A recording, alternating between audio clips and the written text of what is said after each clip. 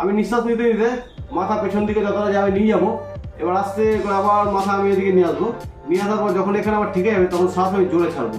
জোরে ছেড়ে এই পদ্ধতিতে আবার নিয়ে যাবো। ঠিক আছে, তাহলে আমি চালু করছি।